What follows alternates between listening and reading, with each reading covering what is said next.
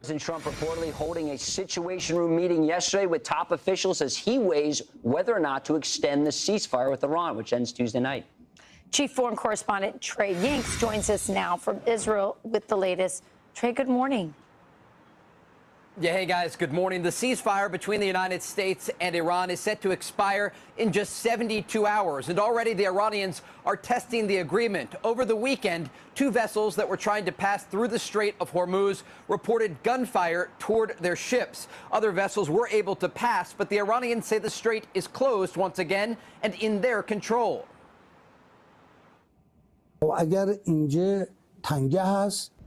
If traffic is still taking place in the strait today and is proceeding, we control the strait. Now, for 2 or 3 days, the U.S. has deliberately laid siege. What does siege mean? It means that everyone comes and goes, but Iran doesn't go. What a foolish and ignorant decision. The U.S. blockade of Iranian ports remains in effect. CENTCOM said that 23 vessels complied with their warnings to turn around on Saturday. Additional vessels were forced to turn around today. President Trump spoke from the Oval Office over the weekend about the situation in the Strait.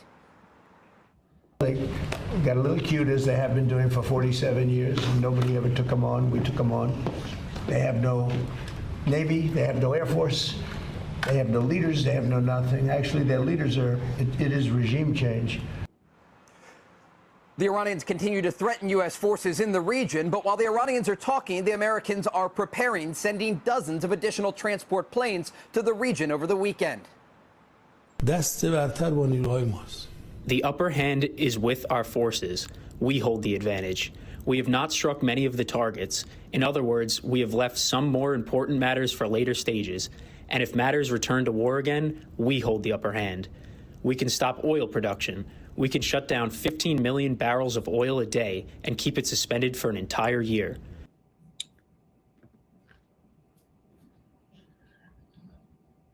Ladies and gentlemen, it seems that everywhere you turn, you're seeing more tension, innocent lives being claimed. And when it comes to this war, Iran says that as soon as this ceasefire is up, then they are prepared to go to war or continue war. And they believe they have the upper hand. I want you brothers and sisters to understand that what we're seeing now is a major shift. We are beginning to recognize the patterns. And it's all happening at once. Brothers and sisters, we got to cook on this one. We got some things to discuss. There's a lot breaking in the news. And y'all know how we do. We give up absolutely nothing but the truth. Let's get to it.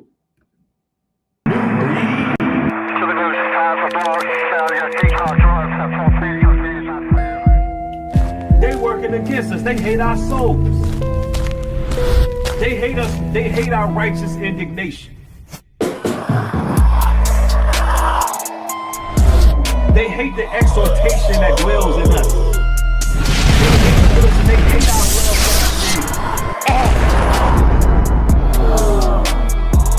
They hate our conviction. They hate the fact that we repented. They hate the fact that we're truthful, honest, and bold. They hate our courage. Them devils hate us.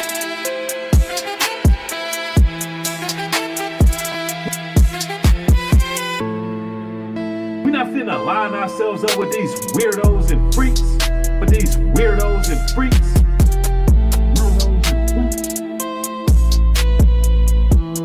They working against us. They hate our souls.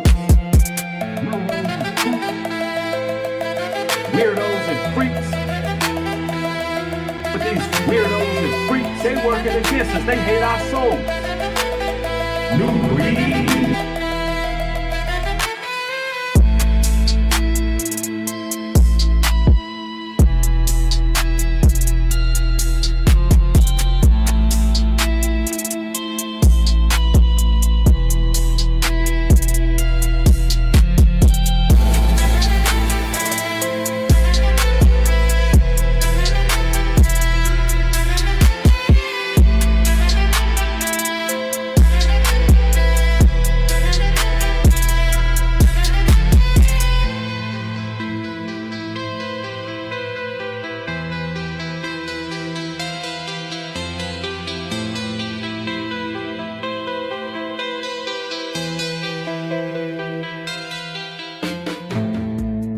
Ephesians 6:10.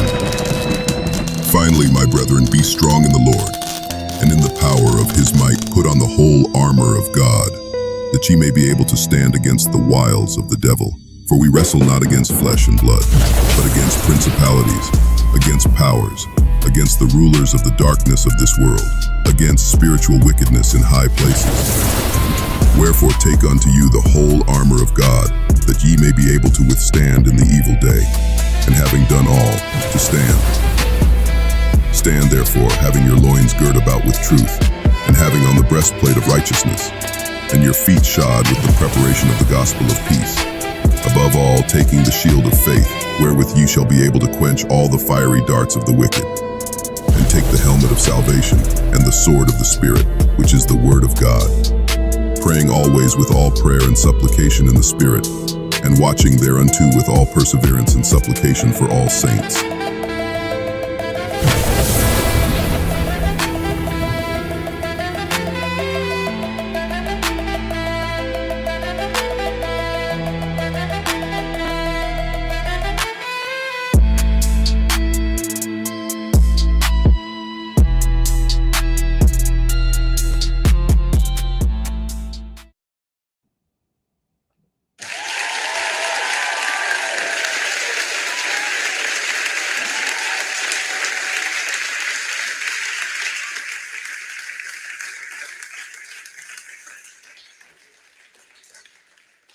Welcome back, brothers and sisters. It's good to have y'all for another broadcast. I see Shawnee Wayne in the building. Tania's in the house. What's going on, God's property? J. Rowe, what's happening? Shout out to all the moderators. Y'all been holding it down, keeping it solid. Y'all know I rock with y'all. Hebrew Care is in the building. Salute. Y'all got to show some support for Hebrew Care. We got Danielle Latson is in the building. Lloyd Matthews, J. Rowe, what's happening? Tracy Henry. It's good to have y'all. It's good to have y'all. It's a lot going on in the world right now. So Trump, he's on a tear right now. And he's making some bad decisions as usual. You know, it's nothing new to that. But however,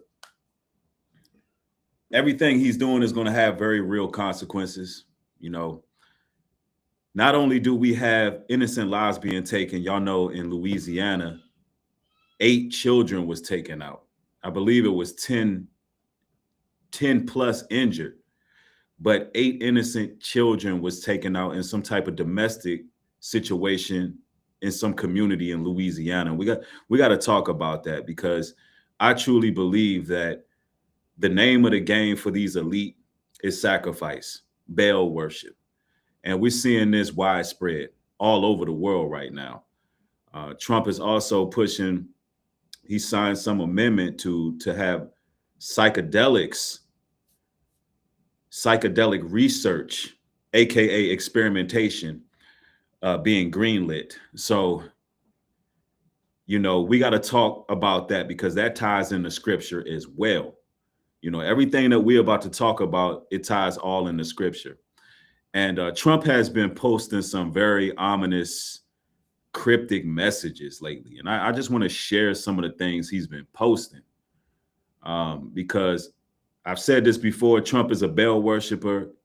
He's part of the Epstein class. So is the rest of them. Every last world leader that you see, they're all Moloch worshiping Satanists who are cannibals.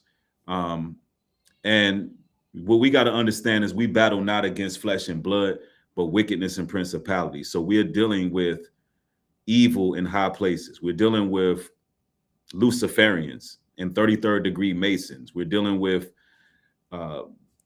just some foul, insidious individuals. All right.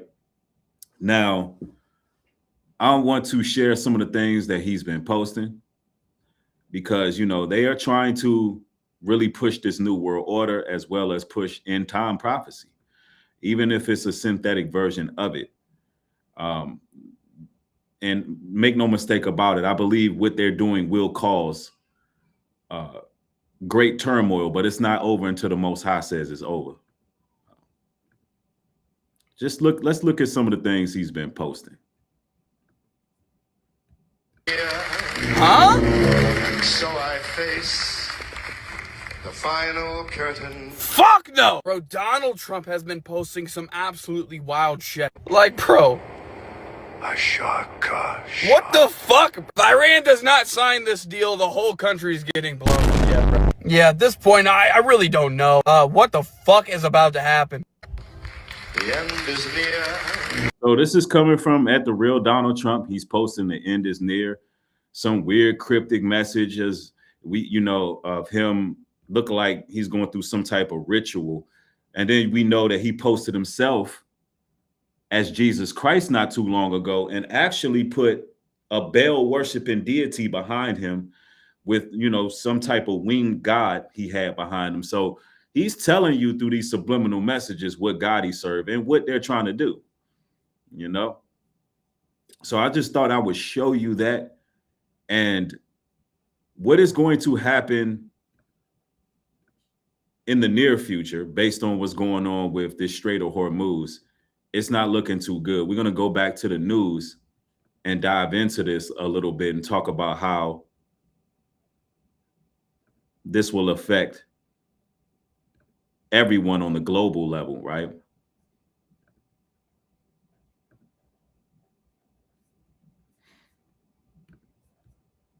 We did not want to create major disruption in the world, so we showed patience and acted with restraint. The reality is the United States has the upper hand, the most powerful military in the world that is preparing if negotiations fail. Guys? So, Trey, clear this up, because there seems to be some confusion about whether the strait is open or not. Now, this is the pride of Babylon. They believe that they have the strongest military, although they've been being outplayed the entire war. And the Bible speaks about this great pride before the fall. And, I want to get into some meat and potatoes with this broadcast. I want to go into some of that wisdom of Solomon, some of the book of Sirach, and really peel some of these layers back. Because, ladies and gentlemen, it's not looking too good. In one breath, America is saying that they have the upper hand. Meanwhile, they're lying about the Strait of Hormuz being open. So clearly, they're doing a whole lot of damage control over here in America to make us believe that they have the upper hand.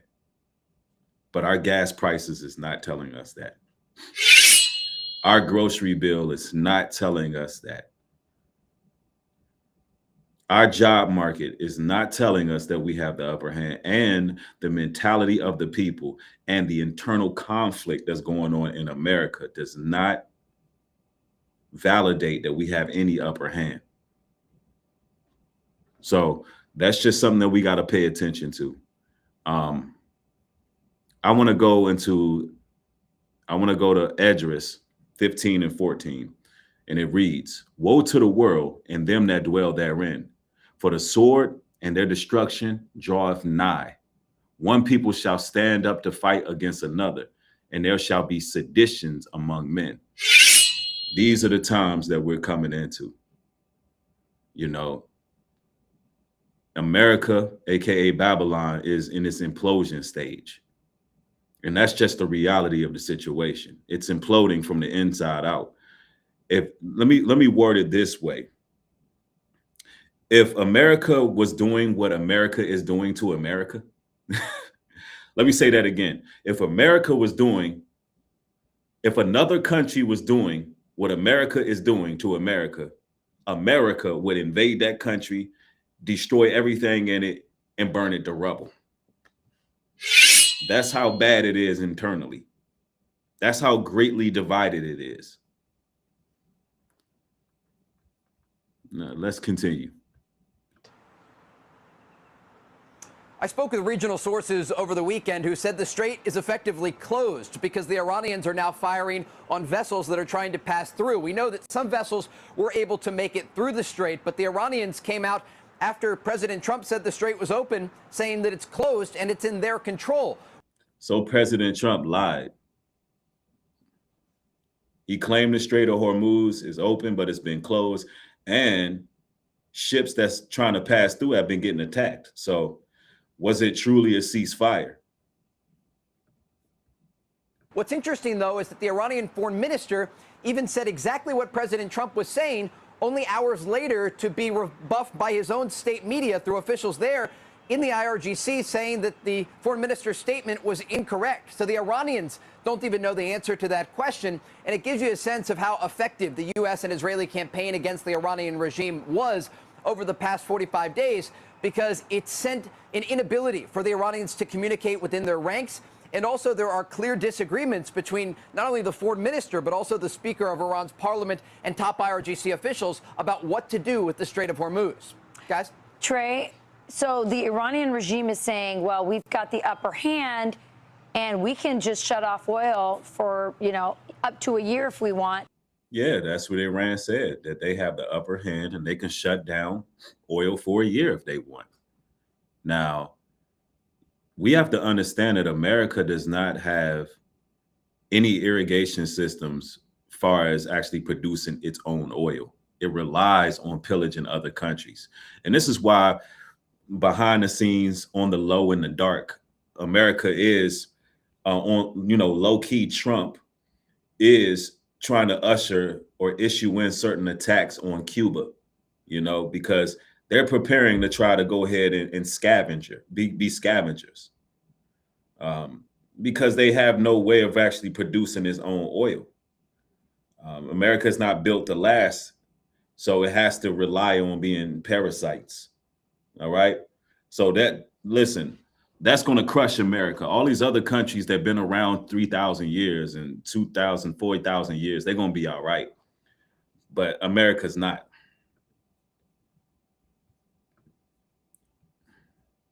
Let's continue. And that'll hurt you, but it actually hurts China, right? The most? Mm-mm. Yeah, it hurts China and other countries. The United States relies very little on the oil that is passing through the Strait of Hormuz, just a few percentage points when you look at the spreadsheet for American usage of this oil. Some European countries, the number is 20 or 30%. So why has our gas went up so much ever since the Strait of Hormuz been closed? When these people's mouths are moving, they're lying. They're just lying. And the truth is, it's gonna get raw out here in America. When them scriptures says there'll be seditions among men, that's people turning on each other. That's not just war, that's an internal collapse. When you go to the Wisdom of Solomon 14:22, it tells us they lived in the great war of ignorance. For either they are mad when they be merry, or prophesy lies, or live unjustly, so that there reigned in all men without exception blood, manslaughter, and deceit. See, war of ignorance is the main war that's going on. It ain't just a physical war, it's mental war.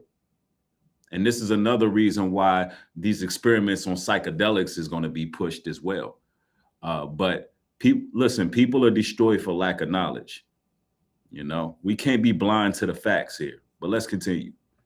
But as it relates to the Iranians, what they are describing here is actually a situation that is hurting their economy, not the U.S. economy, because the Iranians use Karg Island for 90% of their crude oil processing. The Strait of Hormuz is a critical waterway to export their oil. So the U.S. blockade of Iranian ports was described to me today as strategic excellence by President Trump, understanding that this is choking off the main ability for the Iranian economy to function.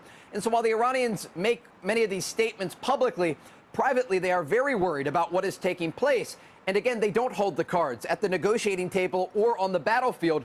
And it gives President Trump a variety of options if the Iranians are unwilling to move the needle. Remember, just over the weekend, it looked like there was some progress being made toward a second round of direct talks between the United States and Iran. Now the Iranians are saying they're going to keep the Strait of Hormuz closed. They are saying they're not willing to give up their highly enriched uranium. And they say they are prepared to return to war with the United States. Yeah, Iran said they got the upper hand. They're prepared to cut their oil off, and they're prepared to continue war with the United States. That's all we need to know. Don't allow the news media to filibuster what's going on here. Iran has made it clear that they prepared. They said, listen, when this ceasefire is up, it's up. It's up from there and it's stuck from there. So, let's make it clear. America's not in good position right now. And, looking at what's happening, this war is going to go on for many years. And, this is just my opinion. It's going to go on for many years. This is my prediction, rather. And by 2027, we're going to be looking at a full-blown ground war by 2027. And we're going to be looking at a major draft in America by 2027. And I believe also by that time, ICE is going to pretty much replace police. And if they don't replace police altogether, ICE is just going to have way more presence in America because it's going to get so dysfunctional here. They're not going to have no choice but to pretty much have something very close to what martial law looks like. And that's just what it seems like if I'm just looking at what's taking place. If I'm looking at all the expenses being used to actually fight this war and what's going on in America as far as all of the shipping lanes being cut off, it's going to get real. It's going to be some real tribulation going on. All right. And let us continue. They're trying to call President Trump's bluff. And as we have seen in the past, the president is not bluffing. He is very serious about the situation with Iran. And there are two options for the. Hey, Trump already bluffed 2 times in a row and didn't follow up. So Iran is not scared anymore. Matter of fact, the scriptures tell us straight up, because America think that they on something. But Sirach 10:12 says the beginning of pride is when one departed from God. For pride is the beginning of sin, and he that have it shall pour out abominations. See, everything we seeing is coming from ego, pride, and it all traces back to what? A separation of God. These people are Baal worshipers. And those people in Iran, they truly believe that they're battling against evil, which they are. But, like I said before, Allah's a false god too. And I'm not out here to glaze Iran. I'm just making it clear that when it comes to this war, yes, Iran does have the moral high ground. They do have the moral high ground. All of their people are together. Although they're following a false god, morally, they have every reason in the world to defend themselves. They were not an existential threat to America. And America bombed a school with children in it. 160 little girls and their teachers. And that's what started all of this. So it is what it is. And at this point, it ain't no stopping. Let's go. Iranians, either they make a good faith deal and give up their enriched uranium, or it will be taken from them. Trey, it's Lucas. Pakistani media is reporting today it looks like there's been some C-17 flights into Islamabad. It looks like talks could be resuming this week. You talk about the chaos inside Iran with the leadership, the IRGC versus the politicians. What do you think the next steps are with these talks? Could they be resuming this week? It's a great question. There was a delegation from Pakistan that arrived in Tehran late last week and tried to move the ball forward. And the Iranians even acknowledged this. They said they received new proposals from the Americans, but they'd not yet responded. We're at the last minute here, down to the wire, less than 72 hours away before this ceasefire ends. And the president has indicated he's not really interested in extending the ceasefire agreement. If the Iranians are willing to make a good faith deal, they're going to make it right now. And so the question is whether or not there are going to be a second round of direct talks this week in Islamabad, Pakistan. Preparations appear underway for that possibility. Listen, Iran is not even concerned with having any more peace talks. They're not. Listen, our government is crumbling because of bad leadership. Sirach 10:1 reads, a wise judge will instruct his people, and the government of a prudent man is well ordered. As the judge of the people is himself, so are his officers. And what manner of man the ruler of the city is, such are all they that dwell therein.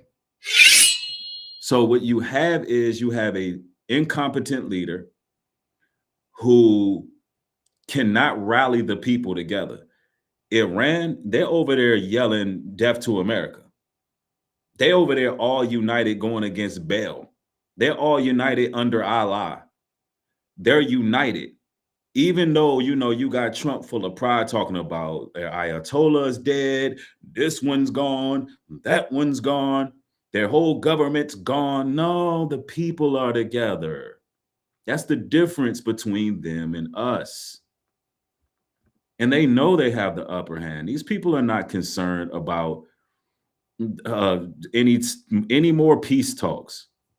Why? Because of America's unrighteous dealings. So Rock 10 and 8 tell you, because of unrighteous dealings, injuries, and riches got by deceit, the kingdom is translated from one people to another. Why is earth and ashes proud? There was not a more wicked thing than a covetous man. Systems fall when corruption builds, man. History shows us this all over and over and over again. I'm telling you. And also the scriptures told us also, trust not in thine enemies. You think these people want to come sit at the round table again? They're not trusting our enemies. They're enemies. Y'all done already fooled them once. You fooled them twice. They're not doing it. But again, the president yesterday holding that situational assessment at the White House with top generals, military commanders, and cabinet officials. And so the president understands the battlefield here. And we are looking at a situation where there's either going to be an agreement or the war in some capacity is going to resume. And so in the coming days, we expect to get more information about the possibility of talks. President Trump has indicated he prefers a diplomatic option, but remains prepared should this campaign resume. The clock is ticking Yeah. indeed. Trey, thank you very much. Trey, let's hope that things de-escalate and that negotiations resume. Well, Yo, y'all notice that everybody's posture, even on Fox News, is totally different. Now everybody just want peace. Now everybody want peace. Well, we hope everything, you know, pans out. And, you know, we just want to negotiate. No. What Tupac say? Everybody always scream peace after they start some shit. My nigga Breed knew the time. No. I remember how arrogant Middle America was talking when y'all went over there messing with them people. Oh, we got the most powerful government. I remember y'all gaslighting their leadership. Couldn't believe they wouldn't back down to you. Now y'all hope peace continues. Nope. Not hearing none of that. That's what y'all asked for.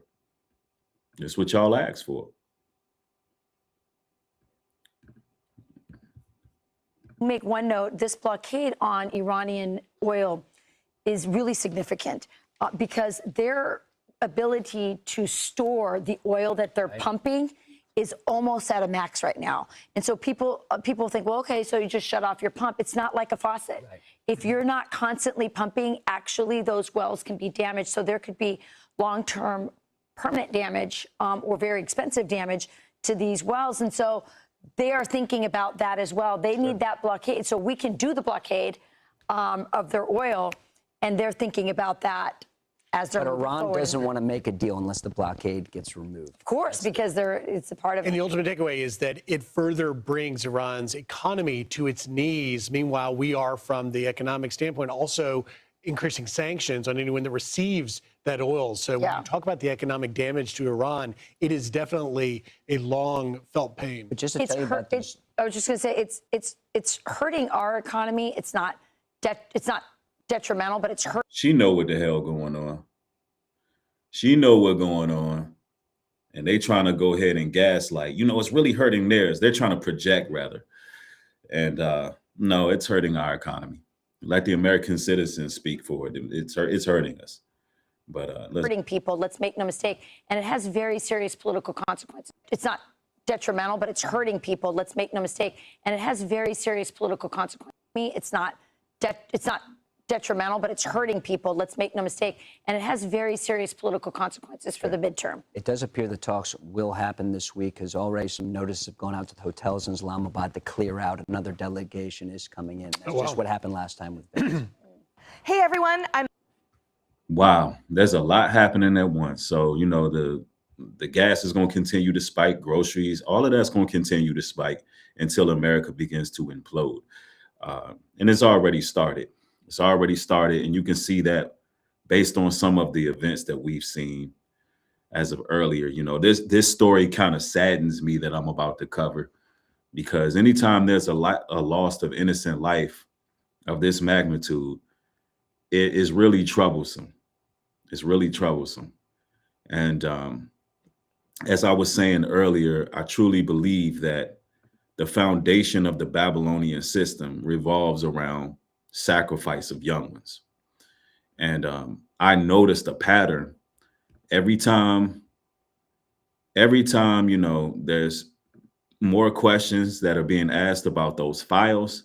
All of a sudden, more children end up being taken out, whether it's overseas in some type of school or public area, or it's right here in country. And this story right here is horrible, man. We're talking about 8 children taken out in Louisiana. And here's some details on that shooting. And I just want to chime in on this, because this is insane what's going on here. Latest. Take out this evil out of our nation, out of our parish, out of our city, out of our lives, God. We know mental illness is real, God. God, we pray for counseling. We pray for the leadership of the Holy Spirit, God. Move all over this nation. Bless them and keep them. And we'll give your name the glory. In Jesus' name, amen. At this time, we're going to ask our Senator Sam Jenkins. He's here with us. We're going to ask him to come and have words of expression.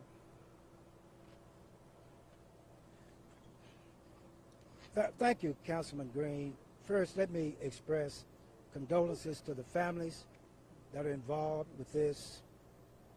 I want to lift up this community, this neighborhood. This is a tragic event that is taking place in the City Grove community.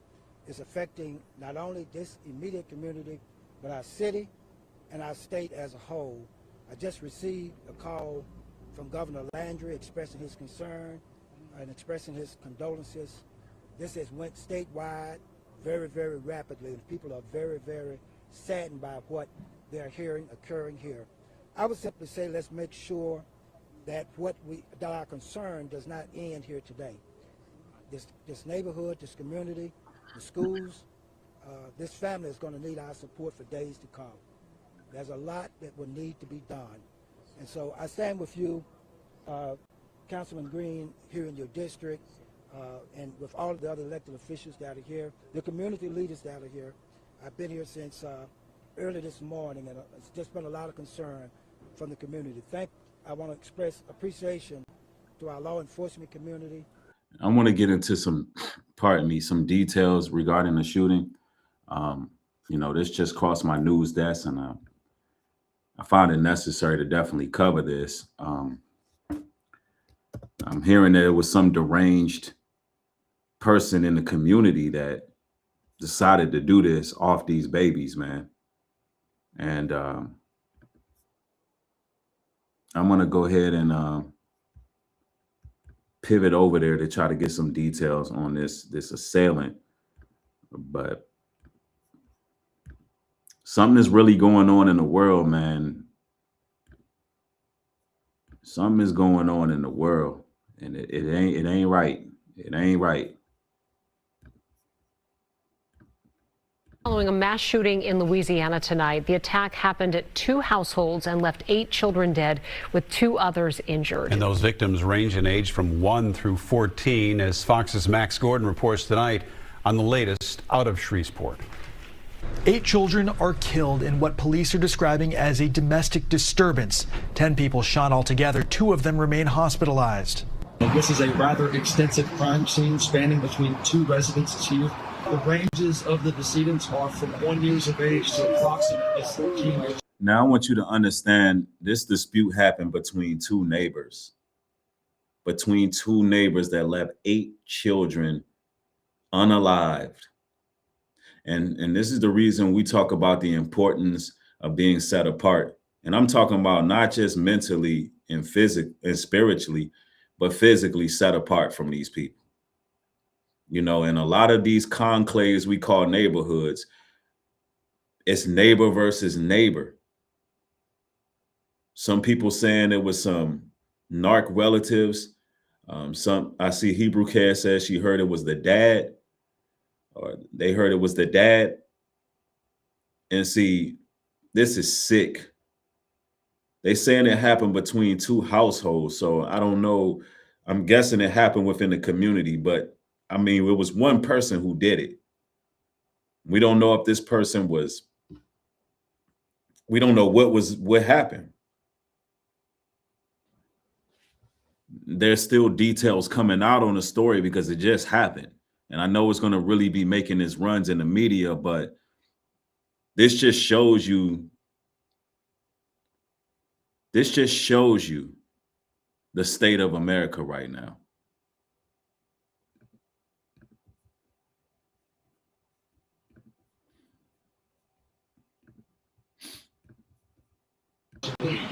It happened in Shreveport, Louisiana, early Sunday morning. Police say a gunman opened fire in at least 2 homes before performing a carjacking and fleeing the scene. Officers later shot and killed the suspect after a short chase. We do believe him to be the only individual that fired gunshots at these locations here. According to Shreveport police, this is the nation's... So they saying it was a lone gunman trying to break into somebody's car and then decided to shoot into 2 households, killing 8 children. And see, there's no telling, you know, a lot of the times these lone shooters, they get killed on the spot and you don't really hear too much about them. But a lot of times these people they be experimented on. They be people that are let loose out of these shock treatment labs, and they just be out here crashing out. And, you know, this is the reason why, you know, we need our own communities where we can literally know who's coming in and out. Well, we got our line of defense, you know, because this is just sick. And believe it or not, they MK Ultra these people. They send voice to skull technology on these people. And I know that what I'm saying can sound somewhat like a conspiracy theory, but in hindsight, we've seen it many, many times. And I've noticed it's always a lot of children taken out right in the midst of things coming out about those files, as well as when they're trying to distract us from other things. Well, man, when they're trying to distract us from other things, one of these mass killings take place. It's just crazy. Yeah, some type of spell or some type of, I don't know. It's insane though. But let's go.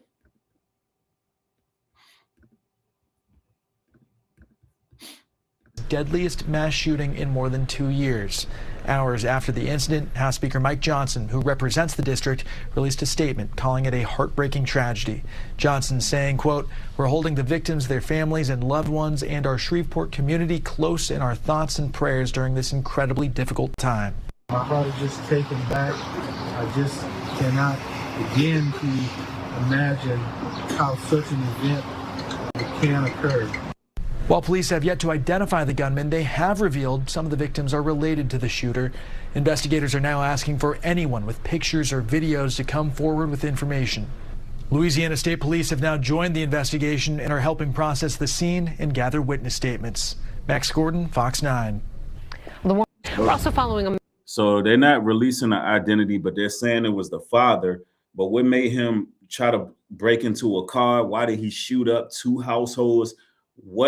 It's like he literally had a psychotic breakdown.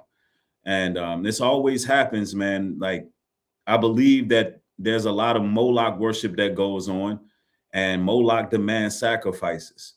And this seems to be some kind of killing ritual. You know, of course, I can't prove all of that. I'm just calling it a gut feeling.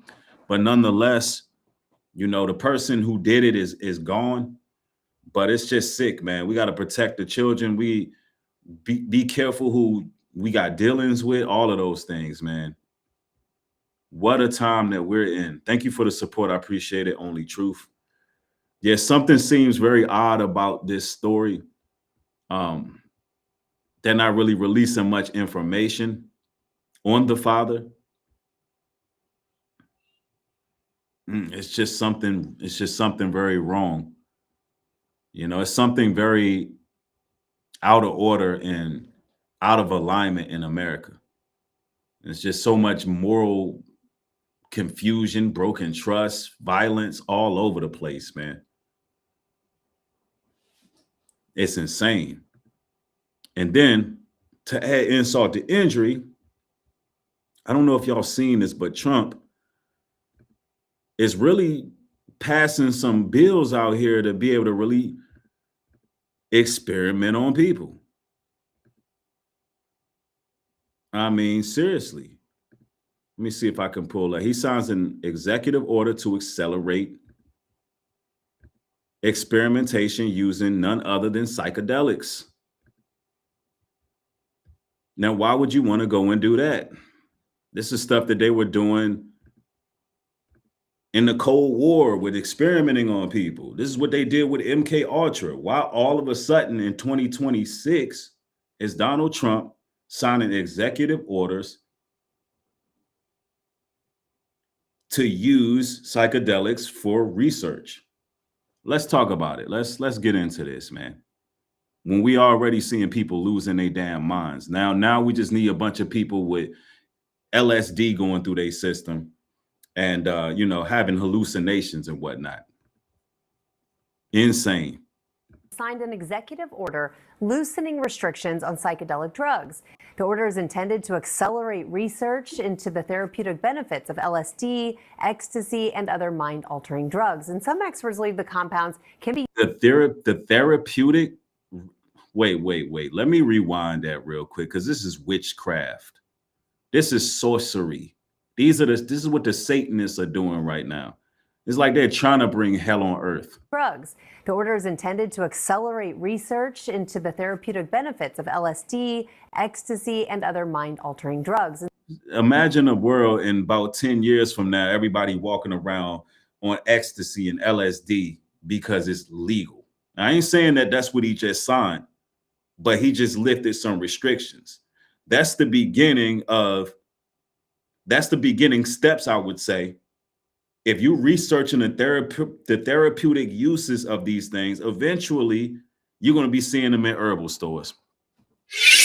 Just like you see that damn, what's that stuff they got in there, that hybrid marijuana, that THC compound, and be having people tweaking out of their damn mind, and they put them in candies and stuff. Imagine about 5 years from now, everybody just geeked up. That's what it looked like he's trying to do, man. Why? Because these are sorcerers. These are witches and warlocks. That's pharmakia. And some experts believe the compounds can be used to treat conditions like PTSD, depression, and addiction. So FDA Commissioner Dr. Martin Makary is joining me now to talk more about. That's BS. How being hooked on LSD, ecstasy, gonna help you with depression and addiction? Like PTSD, depression, and addiction. PTSD, depression, and addiction. That's crazy. Get you addicted to something else. Yeah. It's gonna be straight up in herbal stores, just like K2 one day. Watch. They're gonna find new ways to chemically alter it, make it a different compound to make it legal. That's what they're gonna do. That's what they're gonna end up doing. Watch. This is big news, y'all. This is big news right here. So FDA Commissioner Dr. Martin Makary is joining me now to talk more about this. Thank you so much for joining us, Doctor. Thank you. So tell us, let's talk about this. What is this order specifically allowing the FDA to do? Well, Rhiannon, this was a historic day in America and for veterans and our addressing our mental health illness. This executive order did a couple things. So instead of give the veterans some more damn money, instead of giving the veterans some housing, instead of giving the veterans, you know, they what is it, the VA benefits, instead of giving them their VA benefits, no, we're gonna get you on some psychedelics. Yeah, we're gonna just we're gonna end up rounding y'all up, and we're gonna juice all y'all up on psychedelics to see if we can treat y'all for depression. Yeah, we're gonna just make a bunch of damn guinea pigs instead of giving them something. Do you see how dirty America is? The veterans are out there in need of support, financial support after fighting for the country. They can't even get their benefits. And this guy wants to pass a bill to treat them using damn hallucinogens, LSD, and psychedelics. You just can't make this up. Gave us the leeway at the FDA to issue national priority vouchers. That enables quick decisions without cutting any corners on science or safety. At the FDA, we've gotten decisions out in 1 month or 50 days on average in this new program. We've got 18 products that have received these vouchers. We expect to announce 3 psychedelic or serotonin 2A agonist products this week that will get access to that fast track. You hear that? They're fast tracking. I already called it. I called it, man. They're fast tracking different compounds so they can package it and they can sell it. And we don't trust the damn FDA. If the FDA can say McDonald's is food, then nigga, what the FDA don't mean a damn thing to us. Pardon my language. Like, what are they talking about? When we go into our grocery stores, everything is artificial. Most of the food in the stores is just compounds made out of different oils, refined oils. Yo, this man is a warlock, man. Yeah, somebody said it in the chat. He said, this is seriously not okay. For real.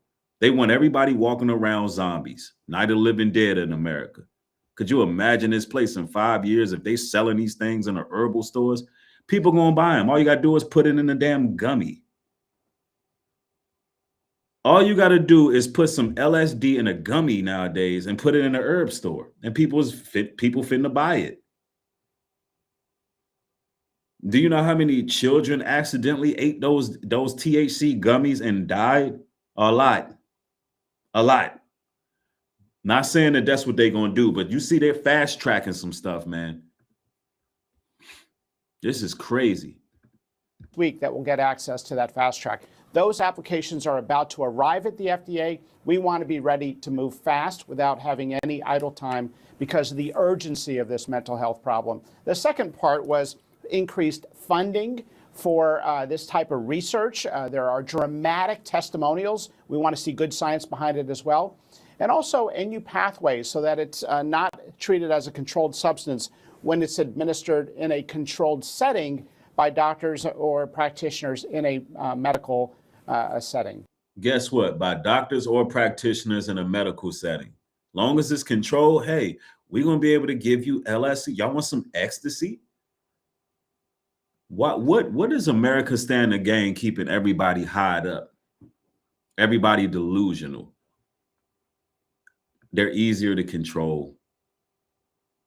They're easier to control, man. Man, Wisdom of Solomon 5:7 says, we wearied ourselves in the way of wickedness. What have pride profited us? Or what good have riches with our vaunting brought us? See, up in this country, people chasing status, they chasing power, money. But at the end of all of that, that ain't what's going to save us out of this. We're going to need the Most High in all this. Because as Hebrew Care posted earlier, in Matthew 24:23, if the Most High don't speed the time up, ain't no flesh finna survive any of this. Ain't no flesh finna survive any of this. We just gotta pray we count it worthy of escaping this stuff, because it's warfare coming from every angle. Yeah, they don't want nobody critically thinking. They don't want nobody being able to escape their satanic clutches. So they're putting out more witchcraft, but they claim to be, Christians. But look at what they're doing to the country. Look at this. Okay, so this is the first time the FDA is ordered to fast track any psychedelics. So how soon could we see any approvals? And you mentioned you've been able to do things without cutting corners. How do you manage those short and long-term safety concerns that people have? So the studies have been ongoing for 5 years. We are seeing the culmination now of the final or phase 3 studies that are going to come to the FDA. Those applications will arrive in the next few months, and you will likely see decisions out by the end of the summer. We can't waste time, because if you think about the magnitude of the problem, Rhiannon, we have lost more veterans after the Iraq and the Afghan wars. So this is not going to save veterans. How is juicing them up with LSD going to save them? They really acting like they're doing the veterans a favor. I guess they figure they can put them out their misery by getting them zooted out of their damn minds. Desan, thank you for the support, says that's room for more demonic oppression with the LSD supposed treatment. Exactly. That's exactly what it is. More room for demons to roam and jump in and out of people. That's what's going on. They're curating an atmosphere of demonic possession. They literally want these spirits just to be able to hop in people and make them crash out like that Louisiana man did. Because we know that these psychedelics cause hallucinations. People get murdered, and because people get murdered being around those individuals who are tweaking off those drugs. This is extremely dangerous. This is extremely dangerous. Then during those wars, to suicide and to mental illness. We lose 6,000 veterans a year. So for many of these veterans, well, if the science ain't right, you're gonna lose twice as many if they on these psychedelics. If their science ain't right, they're gonna lose twice as many. Mark my words. And I personally believe that's what the hell they want. And I have the right to have my opinion, but I believe there's a depopulation agenda going on. Wars on the ground are over, but our men and women are still dying. And that's because the battle is still raging in their brain. And these psychedelics have offered now a new approach to dealing with some of these issues.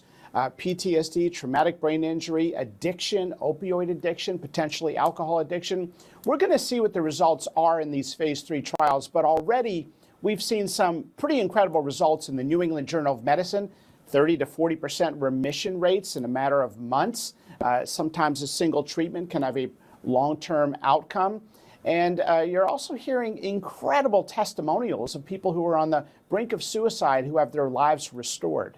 And it sounds like this, from what you're saying, you believe this could be a real game changer. So what are some of the possibilities here in terms of treatments?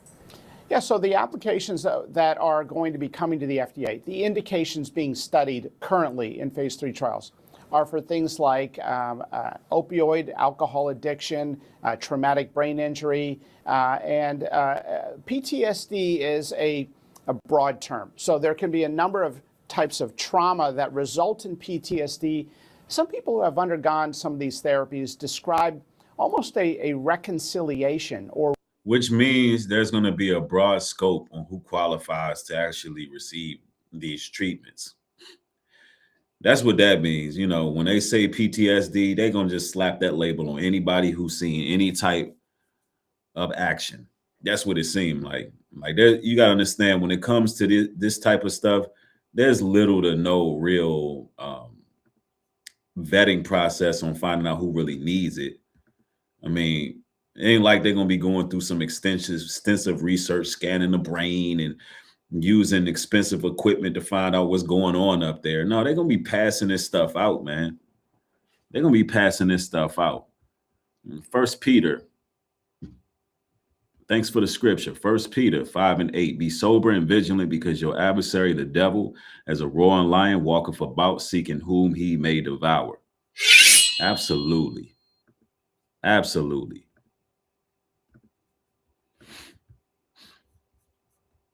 Hold on one moment. Okay. Reliving of the experience to sort of put it to rest in their mind, or to address unanswered questions that rage in their mind about those experiences. People have described being back at the explosion or the event of the trauma.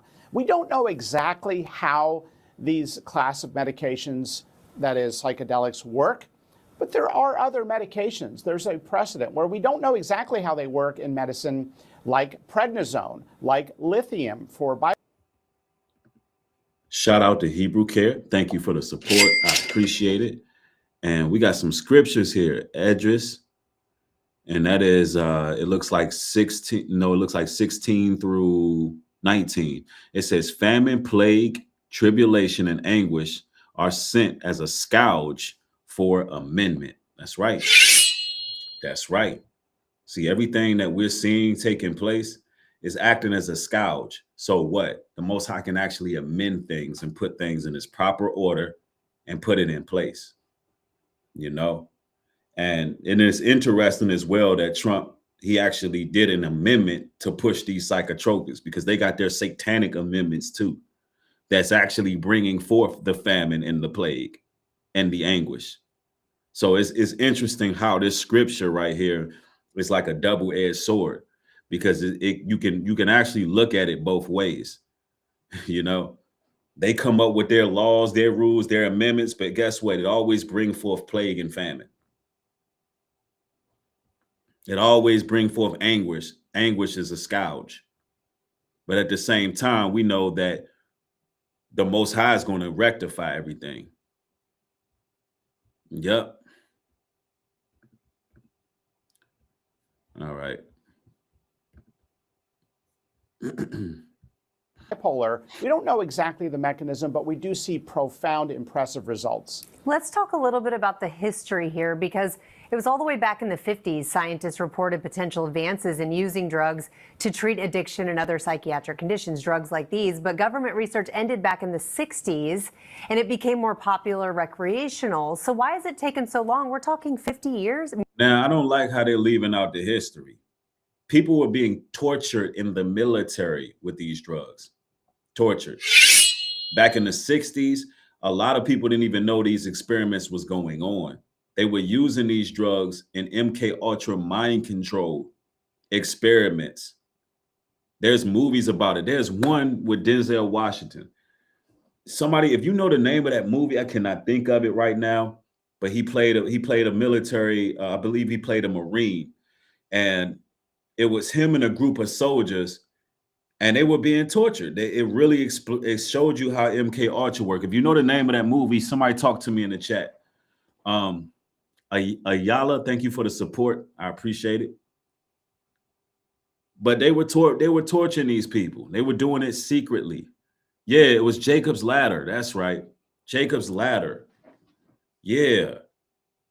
That's exactly what the movie was. Jacob's Ladder. I mean, they did it in Manchurian Candidate too. But no, Jacob's Ladder is the one I was thinking of. But this stuff is crazy. They trying to, like, you can't skip over the history. It's like, what took so long to start experimenting on these veterans again? That's what she might as well have said. What took you so long to experiment on them again? See, back then it was done secretly. Now they doing this stuff out in the open in 2026. Yeah.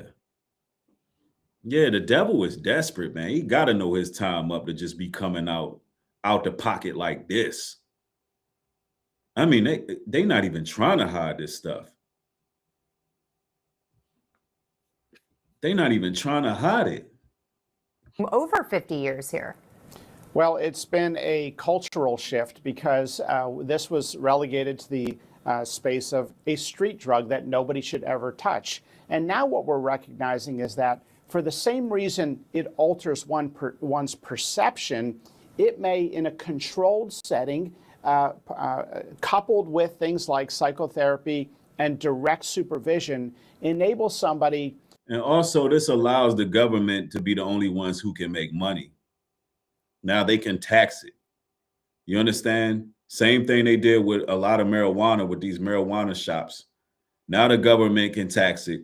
So this hurts the drug dealer. And I'm not supporting any drug dealing. I'm just saying the government they want to be able to capitalize off of it. So that's another thing that's happening. Yep. Hebrew Care says they had MK Ultra and Agent Orange poison in the military first. Absolutely. Yep. Yeah, they want to be the only drug pushers on the block. The government or big pharma, whatever you want to call them. Yep. To have something that goes on in their brain that allows for some sort of improvement or reconciliation. We call it neuroplasticity. The experts say that this is one of the most promising things out there. If you think about what we have for PTSD and traumatic brain injury right now, it's basically nothing. We have nothing that's highly effective. So we'll see what the data shows. We're not getting ahead of it to make any claims or conclusions or recommendations. But we're at that point now where the research has really blossomed in the last couple years. And we wonder where all these homeless people been going. How did this research blossom in the last couple years if you didn't have nobody to experiment on? Now we kind of understand what the homeless relocation plan was about. How the hell did y'all make strides in your scientific upgrades? Where'd you get the people from? I mean, who's volunteering to do this? And why we're not hearing about any of these experiments in magazines? Y'all remember back in the day in the newspaper or the news, you would hear about the actual experiments. You would hear about it. They would literally have a whole segment taken out in the Washington Post. We took so-and-so subjects. We did X, Y, and Z. You don't hear none of that. You don't hear none of that now. I'm telling you. These people are sick, man. Something extremely wrong with these folks. You could tell America is completely departed from the almighty Yah for sure. Let's go. So we're at that point now where decisions are going to be pending. And in my opinion, given the fact that many of these veterans have signed up to serve their country, sometimes at age 18 or 19, and have been suffering ever since they have agreed to serve this country, we owe it to them to get a decision out from the FDA. No, you owe them some damn money. You owe them a check. They wouldn't be suffering right now if they all had enough finances to survive. They wouldn't be suffering right now if you paid them for their services and gave them their benefits. I can guarantee if no veterans voted on this. If this is a country, a democracy, then why doesn't the people have any say so on any of this? Because if you ask these veterans, would they rather get some damn LSD passed through the FDA for experimentation, or would they rather have a bigger check and a bigger bank account? They're going to take the money. They fought for this raggedy ass country. Losing limbs, losing their mind, losing their friends. And a lot of them are begging for change just to get a beer. And you want to offer them more drugs. That's your solution. Quickly. And we're running out of time, but I do want to ask quickly. You mentioned that cultural shift. Psychedelics have become really popular, especially with the cultural right. Do you think that this executive order gets signed without... The cultural right? What? Let's listen to this question again she just asked. Let's go. that this executive order gets signed without Joe Rogan and other high-profile people like that pushing for it? Mhm. Well, look, most Americans. Because Joe Rogan is part of the cultural right. And the storyline is that Joe Rogan convinced Donald Trump to go ahead and push psychedelics out there because it really helps the people. And listen, they're just some drug using hippies. That's it. Joe Rogan, I respect some of his material. You know, I like some of the conspiracy stuff. But listen, Joe Rogan is a hippie. At the end of the day, he's just a Republican hippie.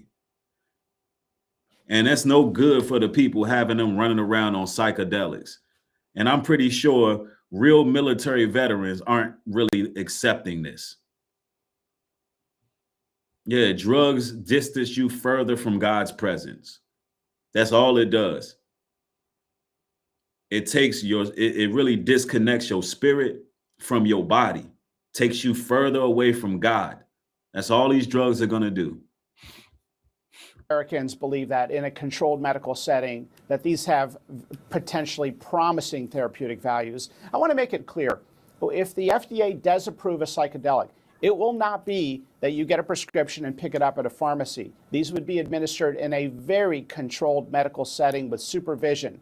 There are side effects. There have been deaths from some of these medications. And so it would be administered in a controlled dosing, in a controlled setting, in a way that doctors believe works. Ultimately, it will be up between a doctor and a patient to decide whether or not this tool in the toolbox is worth pursuing.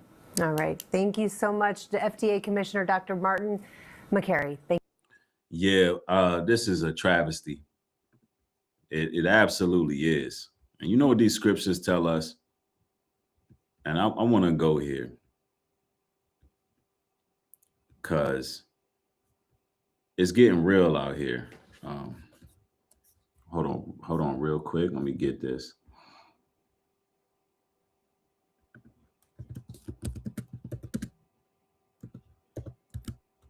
And of course, y'all know how we do. This is the portion where we go see what the people saying. You know, this is the method that we go over here on this platform. This is why these are some of the most provocative, informative live streams, because what we do is we cover the news and then we pivot and see what the American people are actually saying. So it makes it quite interesting to see the headspace where people are, not even just America. Sometimes, you know, we see what's going on with people globally. And you know, I want to read a couple more scriptures in regards to these psychedelics, though. I want to go to Proverbs 4:23. This is for any veterans that may be watching. It reads, "Keep thy heart with all diligence, for out it is the issues of life." I want to be clear. What you allow in your body, it shapes everything. Everything. And that goes for everybody, not just the veterans, but, you know, I got a special place in my heart for the veterans because they fought for this country. They fought so we can have some of the civil liberties and freedoms that we do have. And, you know, I wish them nothing but the best. You know, I got an uncle that's a military veteran, and I respect the work they've done. You know, and I'm going to be honest, a lot of veterans, they regret fighting for this country. You know, I look at Nick all the time, Nicholas the sniper, the Reaper. I look at him all the time, and he gives his testimony, and it's safe to say that he regret even fighting for this country. And that's how a lot of veterans feel. Why? Because they lost a lot of people. They wasn't treated right after the war. And it's just one of those things. Also, I want to go to Romans 12:2, where it says, "Be not conformed to this world, but be ye transformed by the renewing of your mind." See, transformation comes through truth. Truth. Not any external alterations. You know, it comes through truth. That's how you renew your mind.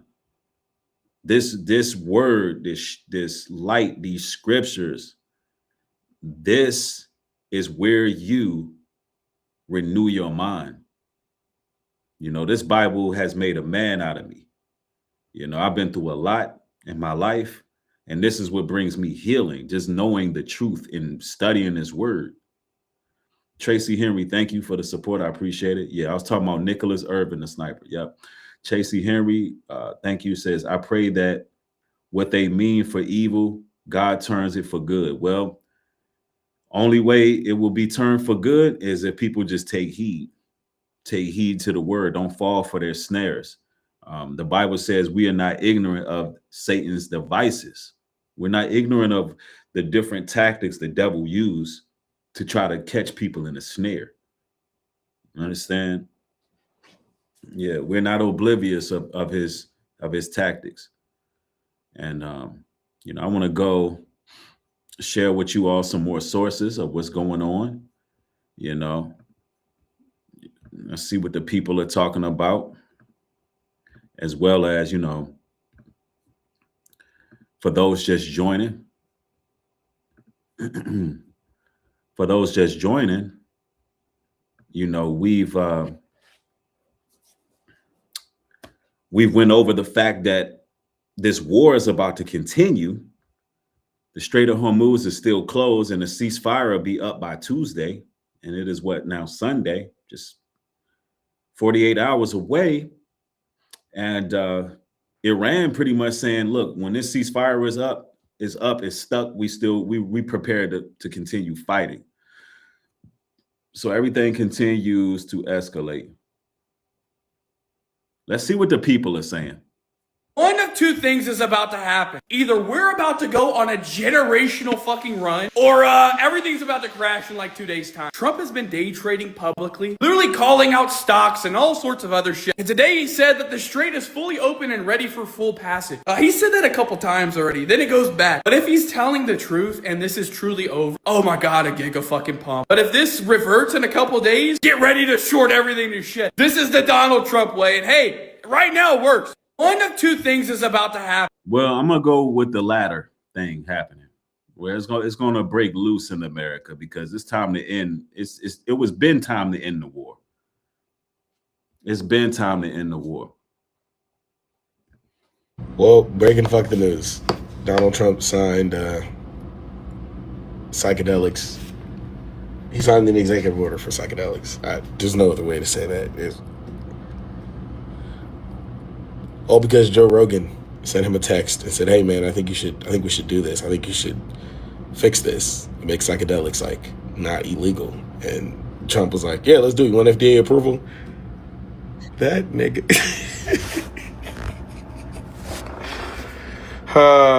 Well, yeah, it's getting bad, y'all.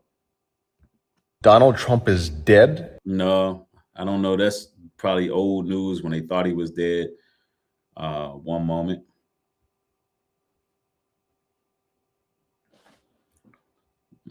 There's one particular.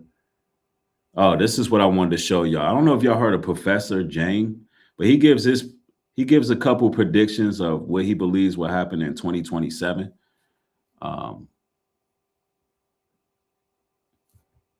And I want to share with you all what he had to say. Pay attention and listen, because Professor Jiang explains exactly what's going to happen between the United States and Iran in 2027. Look. What's your prediction for 2027? I think this war between the United States and Iran will only escalate. There can be no off-ramp. You'll see a ground invasion of Iran, in which case America's gonna be stuck there 4 years, I think, is optimistic, possibly 10, 20 years. By 2027, you should have the framework for national draft already in place. ICE will be much more powerful than people imagine. They want to deploy National Guard to all major cities in America because they're preparing for economic collapse. All the ingredients for civil war should already be in place. Nationwide discontent and riots and protests and insurgencies. The global economy should have collapsed by 2027, so buckle up. Pay attention and listen, because Wow. I mean, he's been right on point a lot. He's been on point, and he's thinking that the global economy is going to drop by 2027. I don't know if it's going to crumble that quick, but everything else he's saying, man, it sure does look this way. It sure does look that way.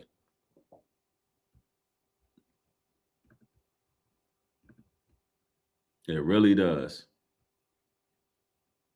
And, you know, it's all because of these Baal worshiping Epstein class folks. All right, this is nuts. This guy figured out that the creepy demonic entity that Trump purposefully added to the clouds in his weirdo Jesus post is actually Baal. It's important to note that the original image contained a soldier, not a demon. So Trump literally went out of his way to add the demon Baal to his crew up in the clouds. What the fuck?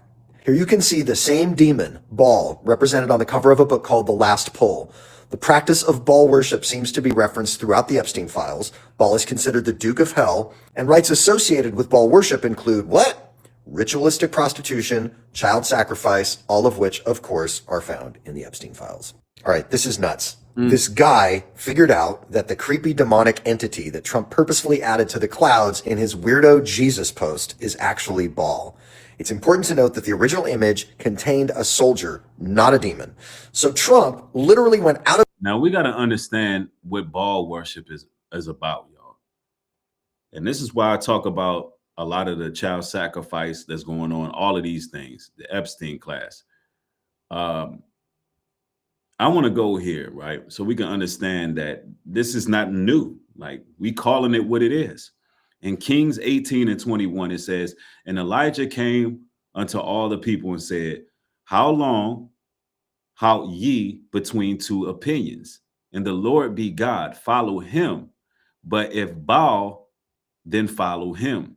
So Baal been around since ancient times. And when you see these people acting like Christians, but they putting Baal references, that's double-mindedness, man. You know, that represents people trying to act like they stand in truth under false premises. You understand? Because if you think about it, Trump poses as Jesus Christ.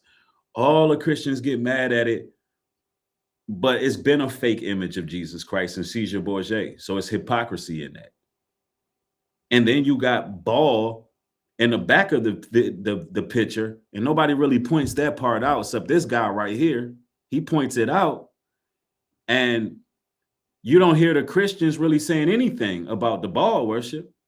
That's the crazy part. They're more upset Trump dressed as Jesus, not understanding that Baal worship is connected to all kind of Satanism, all kind of sacrifice of children and rituals.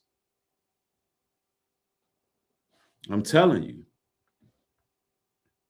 it is insane. It is insane, the hypocrisy of these Christian nationalists. It just stands out. It really does. Hold on one moment, y'all. But you know, this is what's coming to America. Now I want to also pivot. I want to pivot over to none other than the brother Hebrew Care, because we're gonna see what our people talking about, because that's more still kind of news based. We're gonna go into what our people are talking about right now on the ground of Babylon.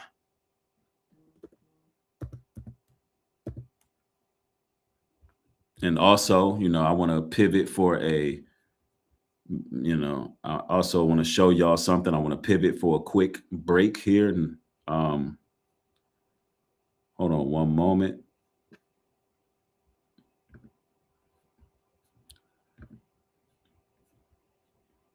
All right, no, we'll just go here, and then I'll get that at the end. But let's see what they're talking about down on the ground level, man. Y'all know how we do. Shout out to Hebrew Care. I mean, shout out to Hebrew Care and the Hebrew Hub as well.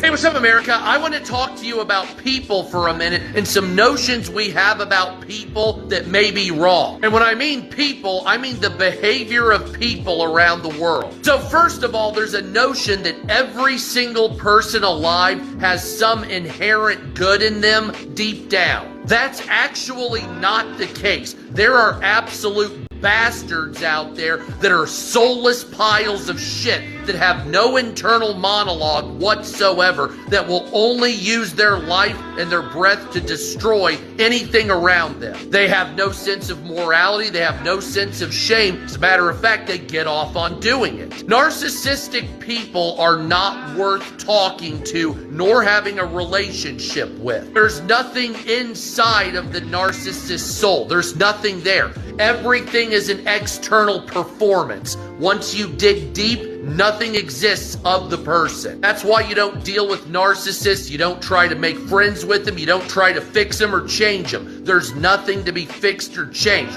Once you get through all that, there's nothing inside. It's like a hollow Easter egg. There's no candy in there. And so as much as I hate to say it, because I want to see the good in everybody, we can't live in a world seeing the good in everybody. We have to understand that there are people out there that are hell-bent on destroying either our world, our society, or even you personally. And they don't feel bad about it because they're narcissistic. They don't have the ability to feel bad. And even if they pretend that they feel bad, it's a performance. They don't give a shit. So I hope everybody out there can stop believing that every single person breathing has some inherent good in them. A lot of people do have inherent good in them, but a lot of people don't. I would say overall it's about a 50-50 split. I actually believe that half of you people out there have no conscience or internal monologue whatsoever. In fact, recent studies actually bolster that belief that I have when they say anywhere between 40 and 70% have no internal monologue or no conscience whatsoever. And then you wonder why our world is so fucked up. It's because you keep giving people the benefit of the doubt. I don't want to sound too dark like Nietzsche or Machiavelli, but in this particular case, you have to realize not every person is there to help you. Some people want to destroy you, and some people are just bastards. Fuckface, mean pieces of shit that want nothing but to destroy you and dance on the ashes. And the quicker everybody out there understands that, the quicker you'll understand why our world is the way it is.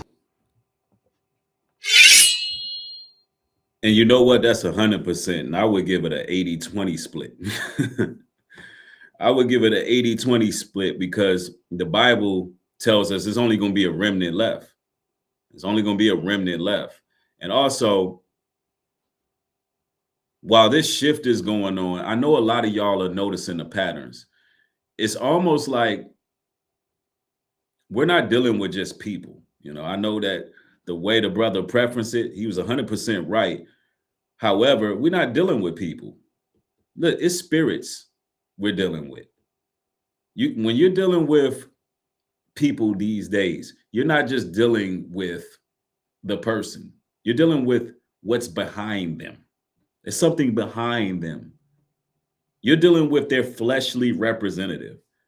And this is the reason why, literally, this is the reason why you can be dealing with different people, but they have the same behavior and the same patterns. How many of y'all have seen that before? Like, it's almost like they're being choreographed. You're dealing with different people at different times, but they're displaying the same patterns and the same behavior. That's a spirit. Those are spirits. And so when the Bible talks about we battle not against flesh and blood, but wickedness and principalities, that's exactly what we're dealing with. And then when you look at it that way, it actually helps you not really take it personal anymore. It helps you not really take it personal anymore. It's like, you know what? We just a bunch of player ones in the matrix, trying to fight this spiritual warfare to the best of our ability. And we know that the devil will summon his entities out there, his monitoring spirits and devils, to try to, stop us from reaching our potential. That's what we're really in the matrix. This whole thing is a test. It really is. But that's see, this is why we go in and see what the people talking about. It's good to get the news, and then we sharpen iron with the with chopping it up with the people. Hold on, I think I've seen that one. Let's go here. No, that ain't it. Let's go. You know, there's an evil in this world, y'all. And the only way that you wouldn't see it is if you're blinded. There's an evil in this world. We might think that certain people are evil. We might think that a school shooter is evil. We might think that a person that rapes somebody is evil, and all of that is evil, but it's not the person. It's a spirit. It's a spirit world that we live in, where these demonic, or if you don't believe in the Bible, these evil spirits, they jump from person to person. I don't know if y'all ever seen the movie with Denzel Washington, and I can't think of the name of it. And somebody can come into the comments, but there was a spirit. He's talking about falling. Called Azazel, an old demonic spirit, and he was able to transfer. If you touched him, anybody, the spirit could transfer, or if you were even near the person, the spirit could transfer. And it was an evil, ancient spirit, and people don't realize that there are a lot of evil, ancient spirits, and they dwell in a lot of people. You can see it in people's attitudes, behaviors, even sometimes, man, you can see it even in their face. Even the first time you say hi to somebody, people don't even want to speak to you, man. You know, they look at you, they mean mug you. I mean, you can pull up next to somebody, or you can even bump into somebody by mistake, and you find they get this crazy attitude, this evilness comes out of people. I mean, even going through like drive-throughs, you find these kids, man, working these drive-throughs with just evil, almost demonic type attitudes, willing to argue with adults, willing to fight adults, don't care. It's an evil in this world. And again, the only way that you really gonna recognize it is if you begin to just stop and look around you, stop and listen, because it is in a lot of people. It jumps from person to person. And I want to be clear about this. The reason why it's so much evil is because a lot of sin, a lot of unrepentance, but also the Baal worshipers, the Moloch worshipers who are doing their sacrifices, spreading their psychedelics, spreading their psychotropics, spreading their idols. Listen, this is what's also expanding the evil on earth. Wisdom of Solomon tells us in 14:12, for the devising of idols was the beginning of spiritual fornication. Idolatry is not just statues, y'all. It's replacing the truth with something else. Anytime you replace the truth with something else, even if it's your own opinion, you're an idol worshiper. But it's also going to increase evil on the planet. It's going to affect the environment, the atmosphere. You know, this is why the Most High said he would give people over to a strong delusion that they would believe a lie. Why? Because they had no love for the truth. If you don't love the truth, you're an idolater. See, the reason why it's so evil out here, because people reject the truth, and they want what, you know, basically strokes their ego or reaffirms their own personal beliefs. And people think that's innocent. Like, I'm just living my truth. No, you're evil. You're inherently evil if you think that's okay. You have to bow to something greater than yourself to be put in order.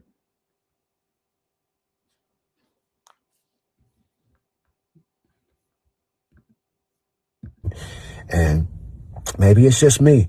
Maybe it's just me. Maybe I had this sixth sense where I said stuff, but I'm sure I'm not the only one. You might have run into a person and you just immediately did not like this person and did not know why you felt like that. You have that same sense. A lot of us can sense evil people. We just don't know it. We can sense evil situations, but we just don't know it because we don't pay attention. We're taught and we're trained almost by this world not to pay attention. They want to keep us occupied by wars, keep us occupied by things going on TV and movies and commercials and new music and things like that. But if you don't stay focused, man, you can be swept up by somebody evil. There are so many people who are sleeping with demonic evil beings simply because they didn't pay attention. You're looking at how fine somebody is or how fat somebody's booty is, but you just slept with the devil.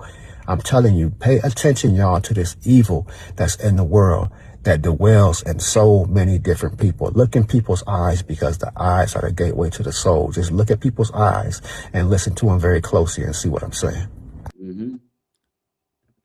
And, you know, you have to learn how to ask the right questions, you know. And one thing that I've been telling a lot of brothers and sisters lately is just pace yourself. You know, set those healthy boundaries and pace yourself. Take your time. If something don't feel right, don't do it. Don't do it. If you got a second guess, don't do it. Listen, everybody that you build with, that you deal with, is supposed to be smooth.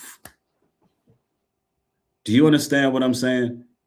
It's supposed to just go smooth. It's supposed to be a vibe. It's supposed to be an energy, a frequency, whatever you want to call it. When you're on the same wavelength as your tribe, it's a different type of environment.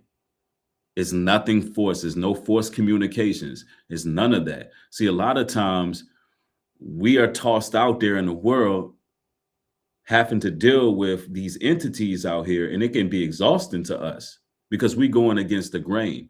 This is why we're slowly removing ourselves, you know, out of the world and truly being set apart and coming together as one. It's happening slowly but surely, you know. It's happening slowly but surely.